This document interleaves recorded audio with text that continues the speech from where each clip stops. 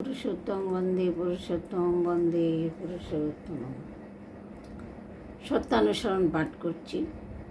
এটা খুবই সত্যি কথা যে মনে কখনই অপরের দোষ দেখিবার প্রবৃত্তি এসেছে, তখনই সেই দোষ নিজের ভিতরে এসে বাসা বেঁধেছে।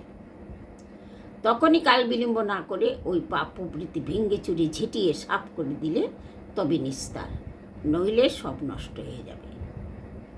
তোমার নজর যদি অন্যের কেবল কুই দেখে, তবে তুমি কখনই কাউকে ভালোবাসতে পারবে না। আর যে সৎ দেখতে পারে না, সে কখনই সৎ হয় না। তোমার মন যত নির্মল হবে, তোমার চক্ষু তত নির্মল হবে, আর জগৎটা তোমার নিকট নির্মল হয়ে ভেসে উঠবে। তুমি যাই দেখো না কেন, অন্তরের সহিত সর্বাগ্রে তার ভালোটুকুই দেখতে চেষ্টা করো। আর এই অভ্যাস তুমি মজ্জাগত করে ফেলো।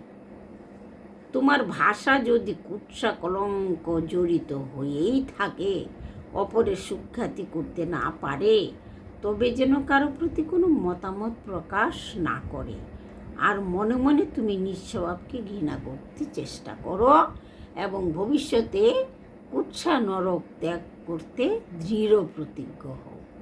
পরনিন্দা করাই পরের দোষ কুড়িয়ে নিয়ে নিজে কলঙ্কিত হওয়া, আর পরে সুখ্যাতি করা অভ্যাসে নিজের স্বভাব অজ্ঞাতসারে ভালো হয়ে পড়ে। তাই বলে কোনো স্বার্থ বুদ্ধি নিয়ে অন্যের সুখ্যাতি করতে নেই, সে তো খুশামত।